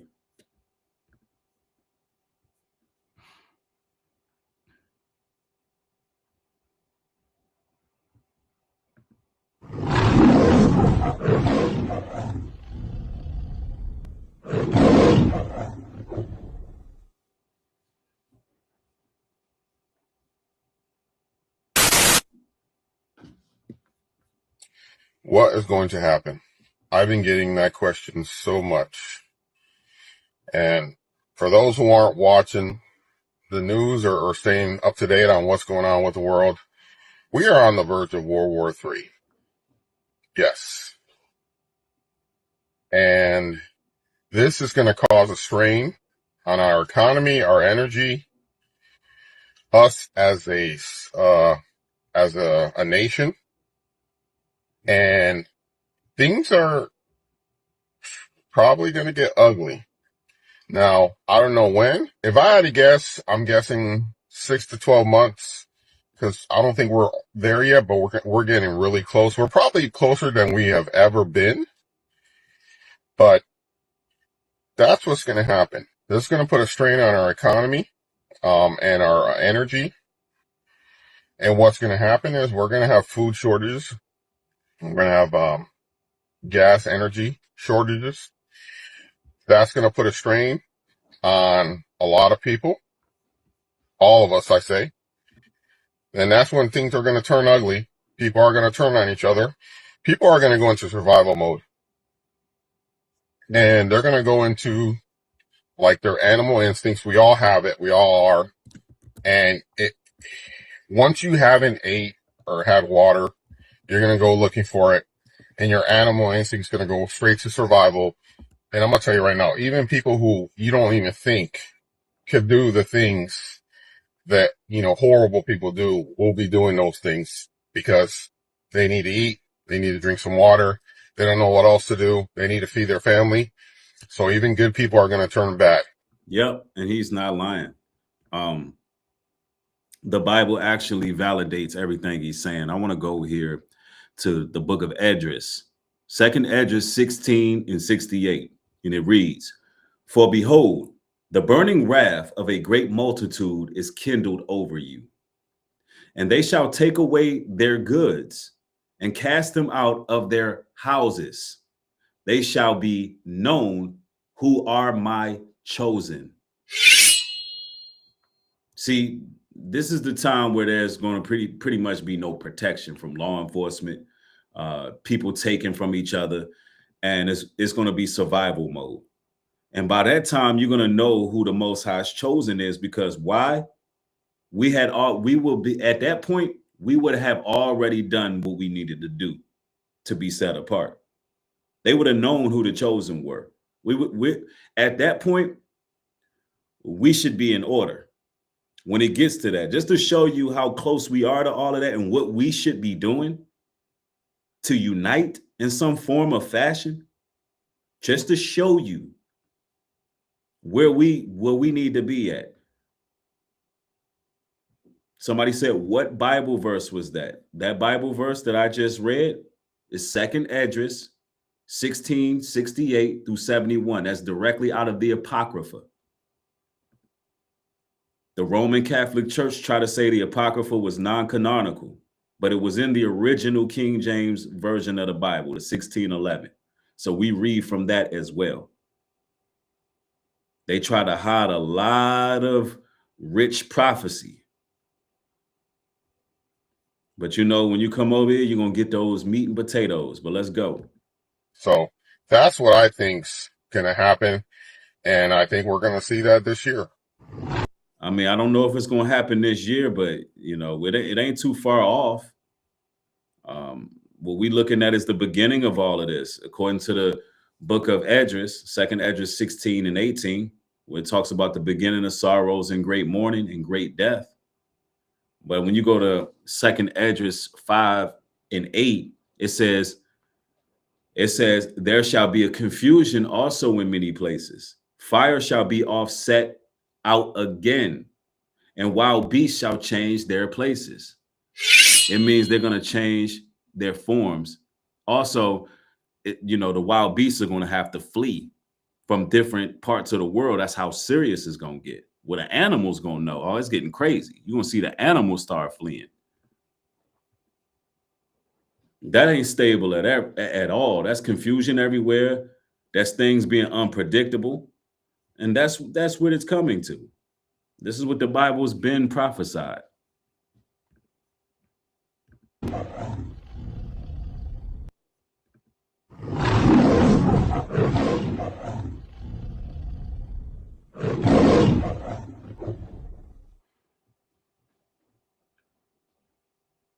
Anyone else notice that time has been speeding up?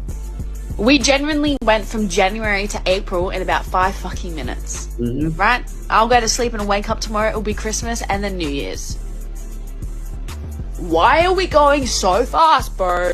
Why does it feel like someone hit 2x speed on life? That's because Matthew 24 and 22 says, and except those days shall be shortened, there should no flesh be saved. But for the elect's sake, those days shall be shortened.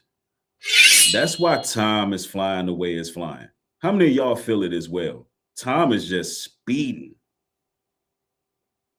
Time is just speeding. It's like it's not enough light in the daytime. And it's summer, damn near summertime. It feels like time is flying. Why is time going so fast now? Like, I need it to slow down. Like, slow down, please. Everything happening all at once.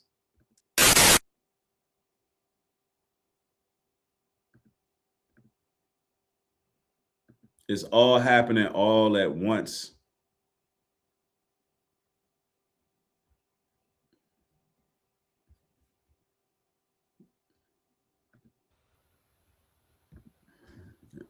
Somebody said they see it. I'm telling you. We're not losing our minds. Oh, we wide awake, y'all. We are in alignment. You hear me? We see exactly what's going on out here. I did everything I was supposed to do. I was in the military. I went to college. I worked, and we can't buy a home. What did I do wrong? I'm a nurse, and I love it.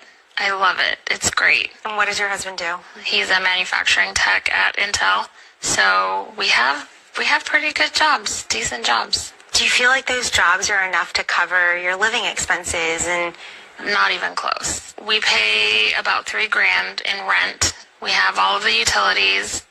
We have car payments, car insurance, mouths to feed. And gas, maybe we have enough left over for groceries and toiletries and household stuff. Why are we struggling? But the implications of events in the Middle East for the U.S. economy are uncertain. In the near term, higher energy prices will push up overall inflation, but it is too soon to know the scope and duration of the potential effects on the economy. We are going to have a Mad Max time. Mm-hmm. In 1991, the Soviet Union. How many of y'all seen the movie Mad Max? That's what he's talking about. Some dystopian food desert type of atmosphere is what he's talking about. Collapse, but the Soviet Union had gone through hard times before that, and they managed to make it through. I mean, people who had worked for the government their entire lives, 60, 70 years old, were counting on a retirement. All of a sudden, their retirement wouldn't buy a box of matches. They survived. They survived because they had been through tough times and they could do it. Americans couldn't survive a month without these SNAP payments. Okay, if people don't get their food stamps, they're going to go Mad Max, period.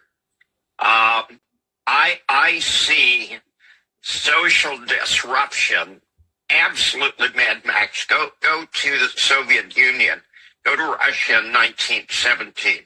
You're going to have 15 different factions, okay?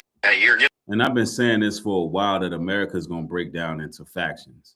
When you go to second address, 13 and 31, it says, and one shall undertake to fight against another. Cities shall be troubled, and houses shall be destroyed. So it won't be like an isolated type of situation. It's going to be more like widespread.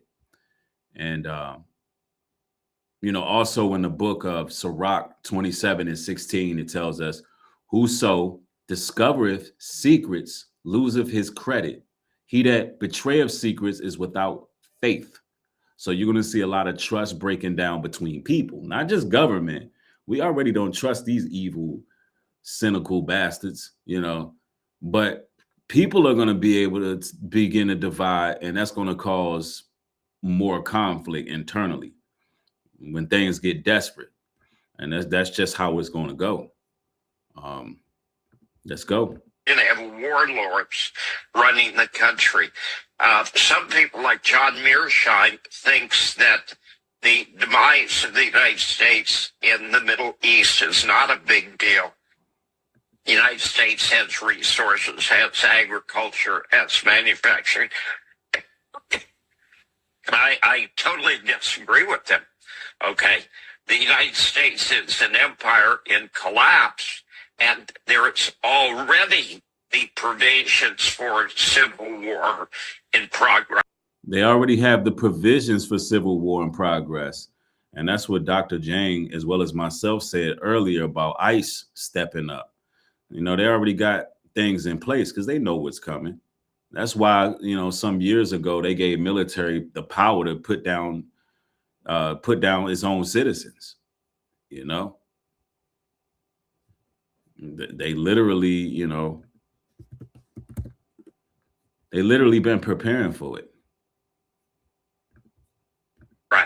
And all it's going to do is take a lack of food, and and we're going to have that. Okay, we're going to have people starve next winter in the United States. We're going to have people freeze next winter in the United States, regardless of what happens to the Strait of Hormuz in the next 2 weeks.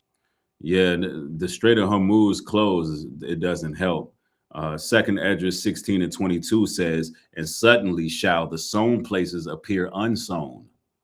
The 4 storehouses shall suddenly be found empty, and a trumpet shall give sound, which when every man heareth, they shall suddenly be afraid. That's a purge. Oh, Nubreed, that's fear mongering, saying it's going to be a purge just like the movie. You think they made that movie for no damn reason? You think these people are sitting around spending millions of dollars making these films and they're not getting inspiration from somewhere? Look, the Bible talks about this. The Bible talks about it. We're talking about a whole purge horn in address 16 to 22. We're talking about places empty because they're looted. We're talking about empty groceries, pharmacies, all of it. These ancient scrolls are revealing all of that. That's why I say all the time, all of this was written already. But that don't mean we're afraid, because we God's people.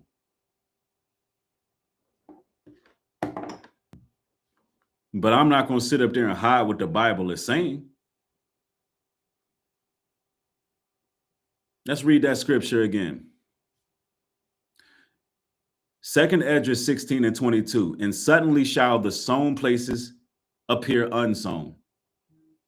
The full storehouses shall suddenly be found empty. And a trumpet shall give a sound, which when every man heareth, they shall suddenly be afraid. Sound like the purge to me. Imagine everything people rely on suddenly gone. Food, stability, normal life, all of it disrupted. That's what's coming. And that horn obviously is going to cause fear, because those are those horns they blow under martial law. And, it may even just be law enforcement, what they label law enforcement, those ICE agents coming after the people like they did in the They Live movie. Y'all remember when military was kicking over tent cities and bringing the bulldozers through? And when that horn went off at a certain time, they was coming to snatch people off the streets because they had a curfew. Yeah, don't think that we being sensational, man. The Bible speaks what it speaks. And we reading it accordingly. Let's go. Okay, it is set in concrete already. Prices are going through the roof, and people simply cannot afford it. Mm-hmm. Yeah, and because of the lack of bread, that's why people are going to be evading one another, according to the scriptures. What else them scriptures say? What in 2nd Esdras 16 and 28? For behold, the plagues are sent, and they shall not be turned from them. The fire is kindled and shall not be put out. Men shall name it, but still continue in their wickedness. So even when things go left field and go wrong, people are not even going to change. People are going to adapt in the chaos and continue being wicked, even though all hell breaking loose. You're going to see people still out here rebelling, just like you seen in that last Purge movie that came out when they were still in the streets partying. Literally, there's a killer on the loose, wiping people out in the neighborhood. It's a whole purge, and they having costume parties. That's how it's going to be, like the damn days of Noah. Matter of fact, let me bring that back up. We're not done. There was a couple more, but that's how it's going to be. Like the days of Noah. Yeah, these scriptures ain't lying.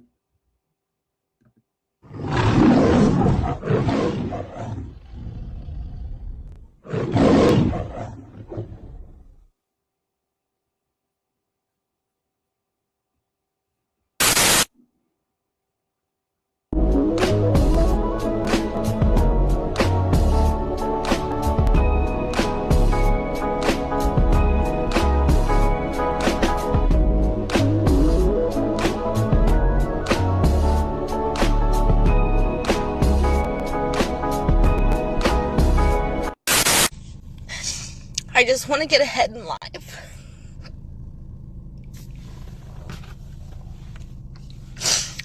I just want to get ahead in life.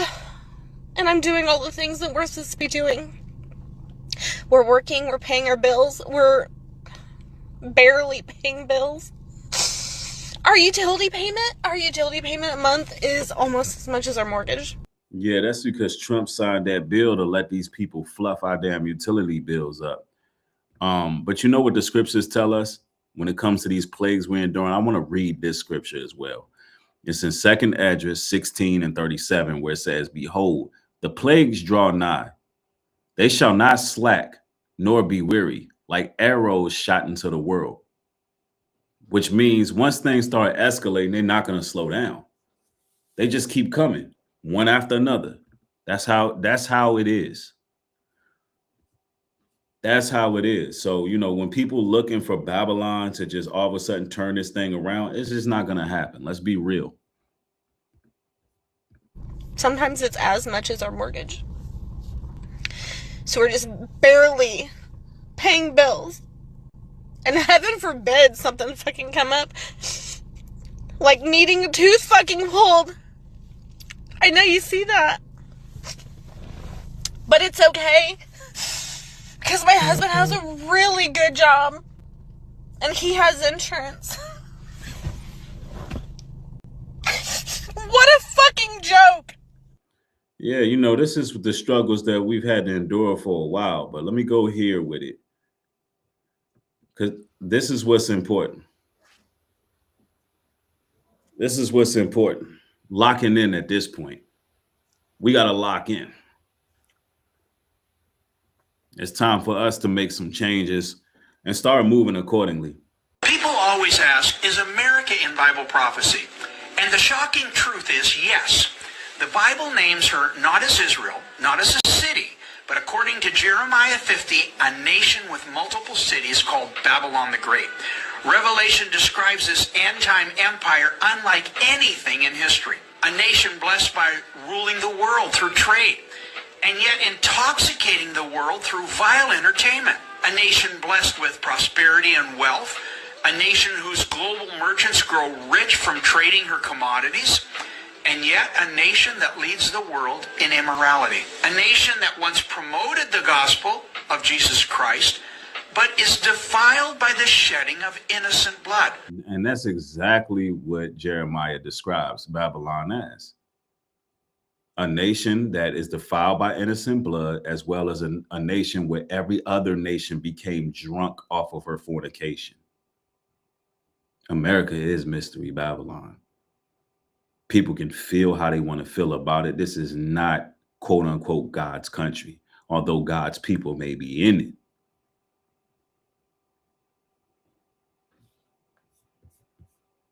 It's just the truth.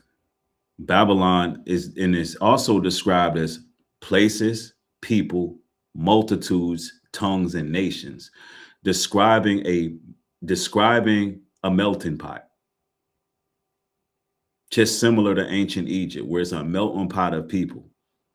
So a lot of people, when the Christian church like to say, oh, it's spiritual Babylon, you got to be set up. The Bible don't say that. The Bible says it's peoples, multitudes, places, different tongues. It does not say it's a spiritual land that you can live in inside your brain. No.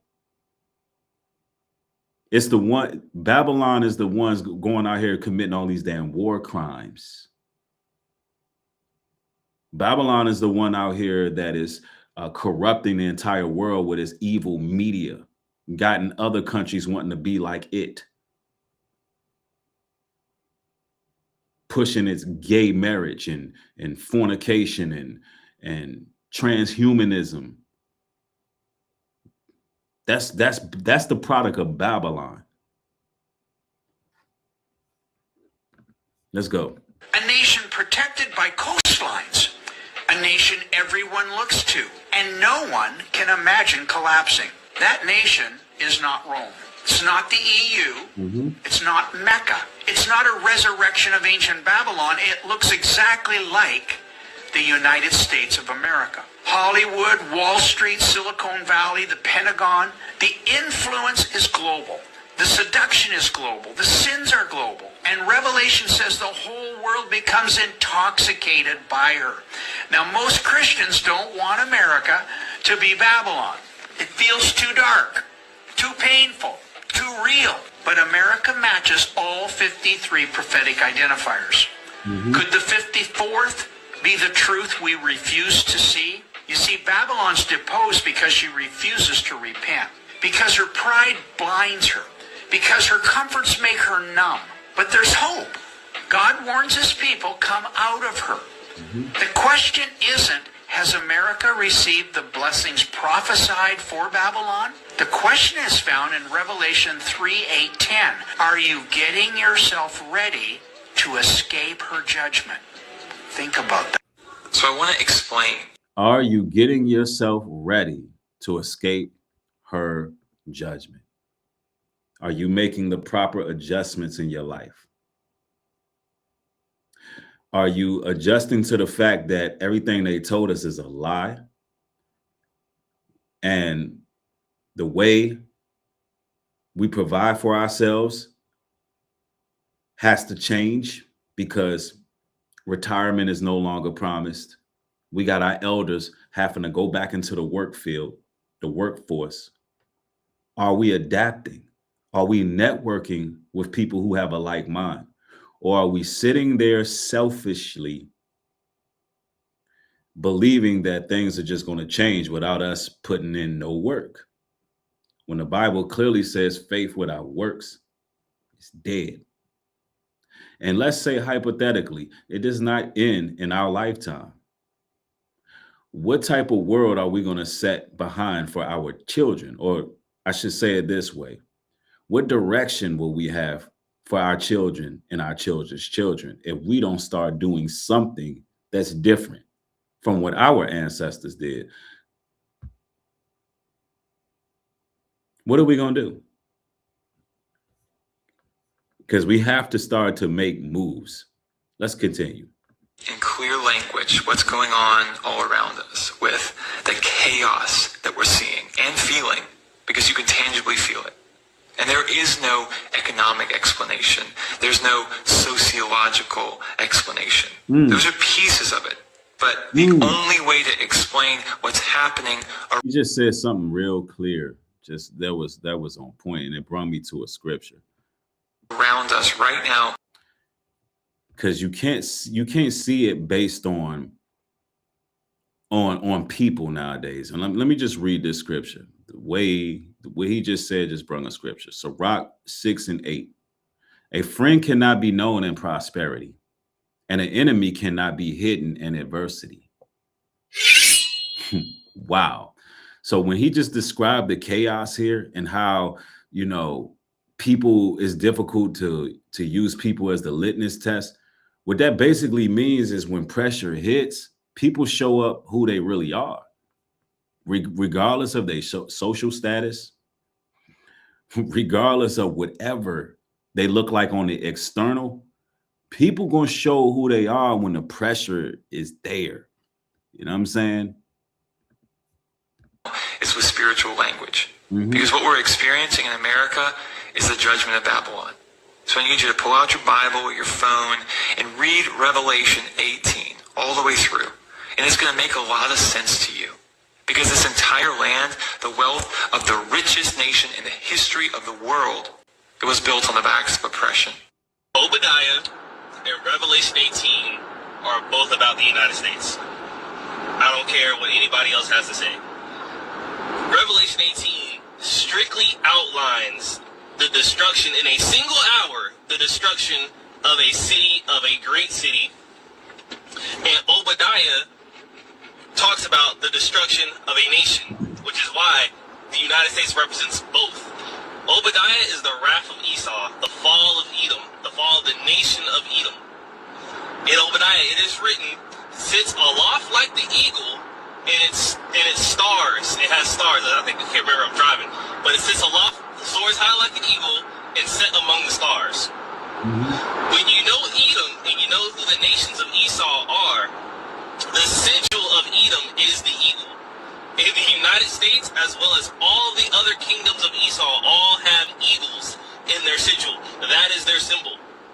And Revelation 18 says, when this place is destroyed in a single hour, this mystery Babylon, this place is destroyed in a single hour, the merchants have nobody to sell their stuff to. The seafarers that transport stuff by sea and cargo have nobody to sell their stuff to. The entire world loses an economic powerhouse. Only one nation fits that description. That when you, and I'm not sitting here just to glorify the United States in any way. This is just a fact on the global economic stage. And the Bible also tells us in Revelations that when Babylon is destroyed, the rest of the world is going to mourn. The merchants of the earth, they're going to mourn Babylon. Like, people are going to remember everything that America did produce. And then the Bible even goes as far enough to list the different stones, the different minerals, the different products the music. Oh, the Bible even talks about that, like how when Babylon is destroyed, people are gonna be looking for the music that was coming out of Babylon. So the Bible gets descriptive. It gets descriptive. And I'm speaking of mystery Babylon right now. The United States is the powerhouse. Everybody manufactures all of their goods and services to sell to the Americans in the United States. That is why the United States doesn't have a transcontinental railway for passengers. We have to drive everywhere because there's more money in selling cars to Americans than anywhere else in this country. So when you see these small little details here, Jesus is talking about a place. Yep. And you know what? And we say all of that to say, you know, it's time. It's time to start moving accordingly. And I want to share with you all something. There's a couple announcements that I want to make. In the near future, and I'm thinking maybe we can do it about maybe Wednesday night at 8 p.m. I would like to have a meeting with all my moderators. If you are a moderator and you're present right now, and only if you're available, you know, Wednesday, 8 o'clock p.m. Standard Eastern Time, I have an opportunity for you that I would like to offer you. Y'all been holding it down. I have trusted you with my platform, and y'all have done a fantastic job, right? But I want to offer some more services that you can perhaps participate in. And I want to offer this to y'all first before I offer it to anybody else. I'm not going to say what it is, but if you can make it to the meeting, we can discuss that. So if you have a wrench, you know, just let me know. DM me on Instagram or send me an email if you can make it. And perhaps tonight I'm going to be handing out more wrenches. So within the course of this week, you know, check to see if you receive a wrench. All right.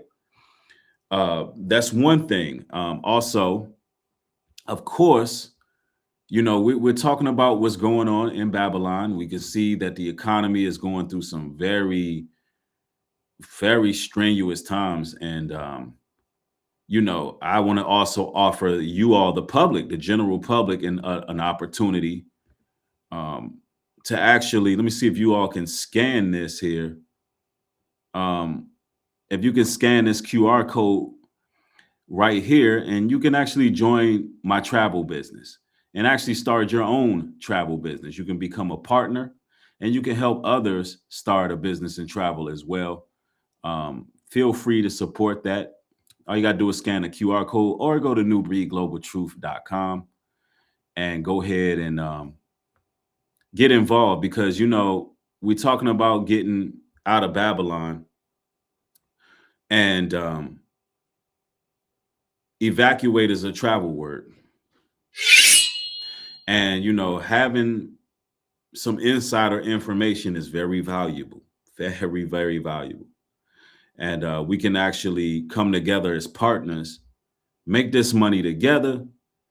And I understand that people on this platform, we all have the same interest. So that's why I offer this to you all. And a traveled man availeth much wisdom and knowledge. So we're gonna be doing a lot of making a lot of moves. And this would I actually plug you in to a network of like-minded people in your city and town. So feel free to sign, you know, scan the QR code and check it out. Just check it out. But I want to say, somebody said, how do you scan it? You should be able to use your phone. If somebody wants to use it to see if it works. In fact, let me make sure it does myself while I'm here.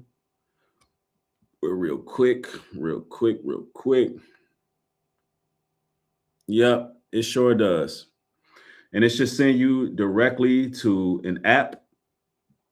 It's our own app. We have our own app. It should send you to the app, and it give you a checklist, everything you need to do to be a part of what we building. It's right there for you. So, because I'm telling you, man, I'm a person, anybody who knows me, I think ahead of the curve. I think ahead of the curve. I'm always planning. I'm always making moves, and I can see things. And And you can go Golden Seed. You can go through the website. However, right there you can scan it and go right to the app, because we have our own app. We have our very own app. And all you got to do is use the camera on your phone. Open the camera on your phone. Scan the QR code. You know, we do that next level fly stuff. Ain't nobody doing it like this. You getting it. You getting the real deal on Nubreed Global Truth. Open it up. Scan the QR code, and then look. It brings you to the travel app. It gives you the checklist, everything you need to do to be a part of it. And then, you know, we can start building together. But the meeting for the moderators, that doesn't have nothing to do with the travel business, unless you want to get involved with that. All you got to do is scan that QR code. This is more so for the moderator meeting. That's for something else, another opportunity that I have. But all right, we're not gonna be name calling in here. Who is that? World Sent. We're gonna have to put you on timeout for that. I don't know who you calling names, but we're not gonna do that. So we're just gonna put you on timeout. We're gonna show everybody respect. All right. Queenie says, "Yep, it works." All right, excellent, beautiful, beautiful, beautiful. And also, if you anybody end up becoming part of the travel industry, then also we also have meetings every Thursday. I think around 9 p.m., 8 p.m. Standard Eastern Time.